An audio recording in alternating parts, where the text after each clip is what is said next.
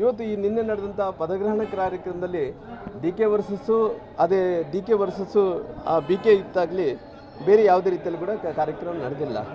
ಒಂದು ರೀತಿ ಅವರು ಮಾತಾಡೋಂಥ ಒಂದು ಧಾಟಿಯಲ್ಲಿ ಅವರು ಹೇಳ್ತಾಯಿದ್ರು ಆರ್ ಎಸ್ ಎಸ್ ಅವ್ರಿಗೆ ಧೈರ್ಯ ಇಲ್ಲ ಅನ್ನೋಂಥ ಮಾತನ್ನು ಹರಿಪ್ರಸಾದ್ ಅವರು ಹೇಳ್ತಾಯಿದ್ರು. ಇವತ್ತು ಅವರು ನಮ್ಮ ಆರ್ ಎಸ್ ಎಸ್ನ ಧೈರ್ಯದ ಬಗ್ಗೆ ಅವ್ರಿಗೆ ನಮಗೇನು ಸರ್ಟಿಫಿಕೇಟ್ ಕೊಡೋದು ಬೇಕಾಗಿಲ್ಲ. ಬಹುಶಃ ನಾನು KPCC ಅಧ್ಯಕ್ಷರಾದಂಥ ಹರಿಪ್ರಸಾದ್ ಅವರಿಗೆ ಸವಾಲನ್ನು ಹಾಕ್ತೀನಿ. ಏನಪ್ಪ, ನಿನ್ನ ಜೀವನ ಉದ್ದಕ್ಕೂ ಕೂಡ ನಿನ್ನ ಆರ್ ಎಸ್ ಎಸ್ ಧೈರ್ಯದ ಬಗ್ಗೆ ನೀನು ಮಾತಾಡ್ತಾ ಇದ್ರಲ್ಲ, ನೀನೇನು ಆರ್ ಎಸ್ ಎಸ್ ಧೈರ್ಯದ ಬಗ್ಗೆ ಸರ್ಟಿಫಿಕೇಟ್ ಕೊಡೋದು ಬೇಕಾಗಿಲ್ಲ. ನಿನ್ನ ಜೀವನ ಉದ್ದಕ್ಕೂ ಕೂಡ ಇವತ್ತು ಯಾವುದರ ಕ್ಷೇತ್ರದಲ್ಲಿ ಯಾವುದೇ ಗ್ರಾಮ ಪಂಚಾಯತ್ ಹಿಡ್ಕೊಂಡು ವಿಧಾನಸಭೆ ತನಕ ಕೂಡ ಸ್ಪರ್ಧೆ ಮಾಡಿ ಜನರಿಂದ ಆಯ್ಕೆಯಾಗಿ ಗೆಲ್ಲಿ. ಆವಾಗ ನಿನ್ನ ಆರ್ ಎಸ್ ಎಸ್ ಧೈರ್ಯದ ಬಗ್ಗೆ ನಿನ್ನ ಹೇಳೋಂಥ ಕೆಲಸ ಆಮೇಲೆ ಮಾಡುತ್ತೆ. ಅದಕ್ಕೋಸ್ಕರವಾಗಿ ಒಂದು ನೋಡಿದಂಥ ಟೈಮಲ್ಲಿ ಯಾವತ್ತೂ ಕೂಡ ಹರಿಪ್ರಸಾದ್ ಅವರು ಹಿಂಭಾಗದಿಂದ ಅವರು ರಾಜಕಾರಣ ಮಾಡಿದಂಥವ್ರು. ಇವತ್ತು ಆರ್ ಎಸ್ ಎಸ್ಸನ್ನು ಟೀಕೆ ಮಾಡೋಂಥ ನೈತಿಕತೆ ಹಕ್ಕು ತಮಗೇನಿದೆ ಅನ್ನೋಂಥ ಮಾತನ್ನು ಕೂಡ ಹೇಳಬೇಕಾಗುತ್ತೆ.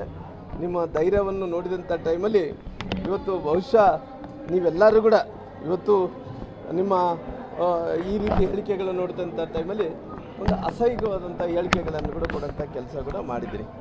ಜೊತೆಲಿ ಇವತ್ತು ಚರ್ಚೆ ಆಗ್ತಾರಂಥದ್ದೇನು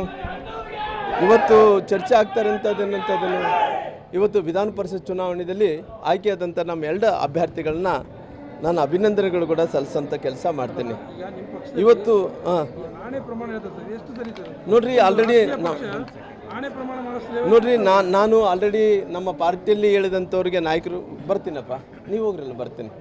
ನಾನು ಹೇಳಿದ್ದೀನಿ ನಮ್ಮ ಪಾರ್ಟಿಯಲ್ಲಿ ಇವತ್ತು ಏನು ಆಣೆ ಪ್ರಮಾಣ ವಿಚಾರದಲ್ಲಿ ಏನು ಚರ್ಚೆ ಆಗ್ತಾಯಿದ್ದೇನೋ, ಪ್ರಹ್ಲಾದ್ ಜೋಶಿ ಅವರು ಕೂಡ ಆಲ್ರೆಡಿ ಹೇಳಿಕೆಯನ್ನು ಕೂಡ ಕೊಟ್ಟಿದ್ದಾನೆ.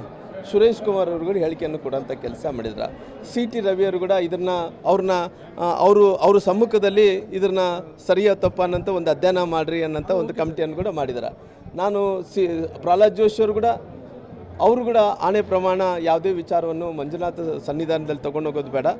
ಇವತ್ತು ಯಾರು ಇವತ್ತು ಈ ಮತ ಹಾಕೋಂಥ ಟೈಮಲ್ಲಿ ಮೋಸ ಮಾಡಿದಾರೋ ಅವರು ಭಗವಂತ ಏನು ಶಿಕ್ಷಣ ಕೊಡ್ತಾರೋ ಅದು ಕೊಟ್ಕೊಂಡು ಹೋಗಲಿ.